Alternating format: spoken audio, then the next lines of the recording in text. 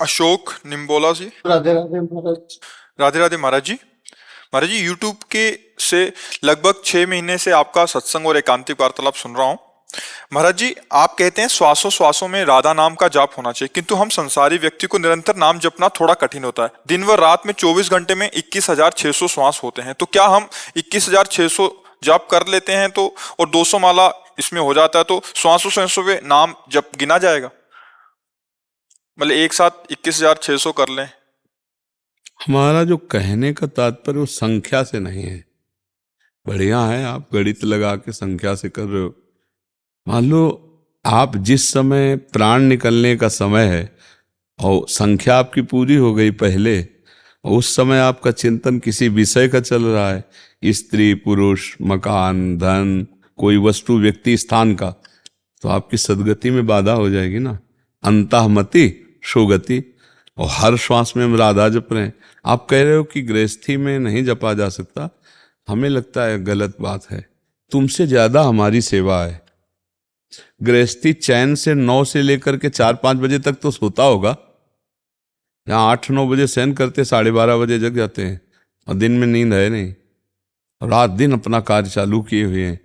कितना गृहस्थी में 4 लोग होते होंगे ना, यहाँ 40-50 हजार तो सुबह खड़े होते हैं रोड में केवल, और सबसे आंख मिलाना है। इतने दृश्य देखने के बाद एक भी फोटो किसी की नहीं होनी चाहिए। कैमरा खुला है लेकिन अंदर से ऑफ है। सबसे देख रहे हैं, सबसे मिल रहे हैं, सब जरूरत पड़ी तो बात भी कर रहे हैं, लेकिन नहीं, किसी से नहीं।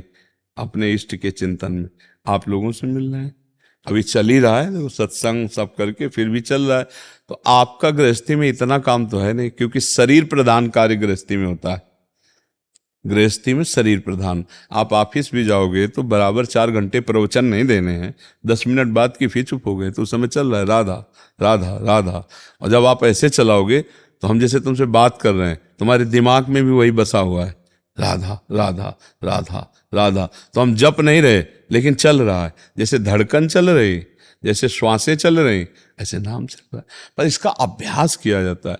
अगर हम ये मान लेंगे कि हम गृहस्थ हैं, हम ऐसा अभ्यास नहीं कर सकते, तो कभी नहीं होगा। ये मान लेंगे कि हम भगवान के अंश हैं, हम सब कुछ कर सकते हैं। जो एक संत कर रहे हैं वही हम गृहस्थी में रह के कर सकते हैं। क्या नहीं होता संत में? क्या संतों का भोजन नहीं बनता? संत कपड़ा नहीं पहनते? क्या संत मकान में नहीं रहते? अंतर ये है कि वो किसी से संबंध नहीं रखते, और गृहस्थी में संबंध रखा जाता है, भाव में अंतर।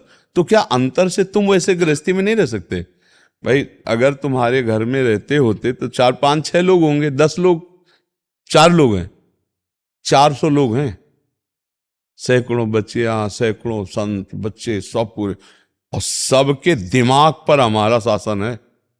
धर्म विरुद्ध एक भी बच्चा आचरण नहीं कर सकता। वो पूरे परिवार को जैसे संभाल के चला जाता ना। अच्छा, ये तो हुई हमारे घर में रहने वाले, यहाँ वृंदावन में जो हमारे पास 10,000 लोग बाहर रह रहे हैं, आप लोग भी हो।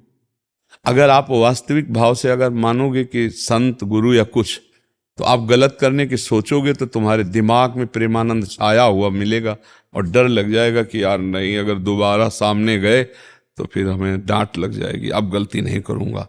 ये तो क्या ये बल आप नहीं जागृत कर सकते? आप भी भगवान के हो, आपको भी नाम जपने का अवसर मिला है, पर आप अपने को छूट दे देते कि मैं गृहस्थ हूं। तो गृहस्थ में कोई लाइसेंस इस बात का थोड़ी दिया गया शास्त्र में कि आप मनमानी भोग भोगो, आप जैसा चाहो ऐसा करो। नहीं, चाहे गृहस्थ हो चाहे विरक्त, दोनों को भगवत प्राप्ति करने के लिए मानव देह मिली है। दोनों का ढंग अलग अलग है। आपको काम सताया तो धर्मपूर्वक अपनी पत्नी से, आपको मोह सताया तो धर्मपूर्वक अपने पुत्र से, लोभ सताया तो धर्मपूर्वक धन कमा करके। इस तरह से विकारों को हम कब्जे में लेते हैं धर्म की सीमा में, और आगे चलकर निर्विकार हो जाते हैं। और वैरागी को वो पहले से ही प्रथम से ही त्याग शब्द से, क्योंकि त्यागी वैरागी है ना, वो त्याग से सर्वस्व त्याग करता हुआ उस ऊंचाई पे पहुंच जाता है।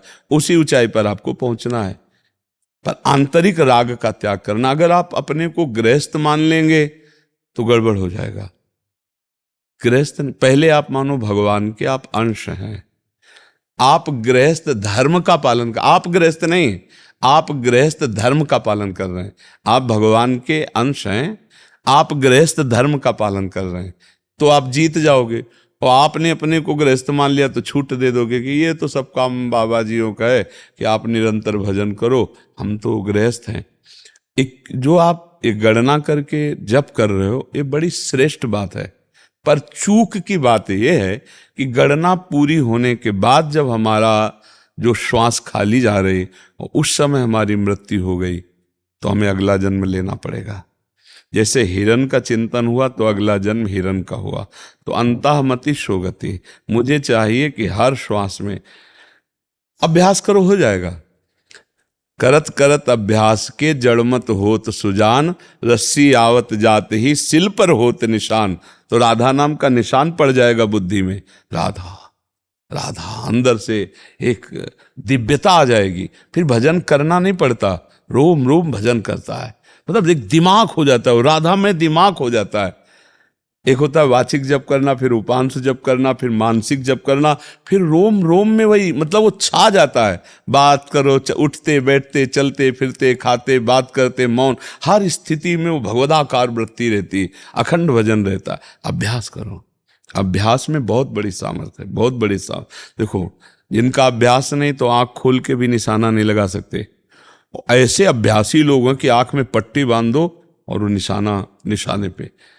एक हमें दिखाया कि एक आदमी को लिटा दिया, आसपास तरबूज रखे और उसके नमक डाल के आंख में पट्टी बांध दी गई और बड़ा भारी वो घन दे दिया गया, हथौड़ा जैसा, वो ठीक उसी पर मार रहा है।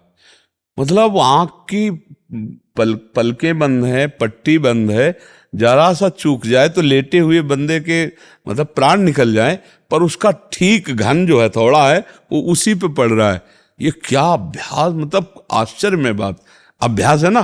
तो आश्चर्य में बात कि संसारिक कार्य करते हुए, बात व्यवहार करते हुए वो भगवान में अपने चित्त को रखे, संभव है। अभ्यास से सब संभव है। अभ्यास हो जाए तो आंख में पट्टी बांध के गोली मार दे। और अभ्यास नहीं है अपने लोगों का, तो जैसे अपने को बंदूक दी है तो लाठी वाला काम भले कर ले लेकिन बंदूक नहीं चला पाएंगे, क्योंकि कभी पकड़े नहीं, कभी चलाया नहीं, कभी अभ्यास नहीं किया। ऐसे ही अपने लोगों ने मन का अभ्यास किया, भजन का, तो उसमें प्रवीणता हो गई। अब मन का अभ्यास किया विषयों का, तो भगवान में लगाना बड़ा कठिन है ना। तो अभ्यास योग युक्तेन चेतसा नान्यगामिना, हम ऐसा अभ्यास करें कि हमारा चित्त कहीं जाए ना, बार बार प्रभु में लगा रहे। तो राधा राधा राधा खूब ऐसा अभ्यास कीजिए हर श्वास में। और एक श्वास में कई नाम जपे जा सकते हैं, तभी तो आप 21 वो श्वासों का गणना करके जप लेते हैं। तो हम धीरे धीरे और धनी बने। हम चलते फिरते उठते बैठते ये भय रखें कि कभी भी प्राण निकल सकते हैं। प्राण निकलने की कोई तिथि तारीख हमारे पास है नहीं, और जिस समय प्राण निकले और जो चिंतन किया वही हमें बनना पड़ेगा। तो हम राधा राधा बोलते रहे, तभी काम मन। अंतिम श्वास में नारायण निकला अपने पुत्र के बहाने, तो परम पद का अधिकारी हो गया। तो हम इतना बड़ा घाटा ना सहें, अब मनुष्यों ने हमारी व्यर्थ ना जाए। हम हर समय नाम जपने का अभ्यास करें। पूर्णता तो भगवान की कृपा से होती है, पर हम प्रयास हम करें। प्रयास में पूरा हमारा बल लगा के, तो कृपा भी भगवान की पूरी होगी और वो हमारा उद्धार कर देगी पक्का। हम कायरता न करें तो भगवान की कृपा की कमी नहीं। जासु कृपा नहीं कृपा आघाती, जिसकी कृपा करते करते कभी आघाती नहीं, ऐसी भगवान की कृपा है।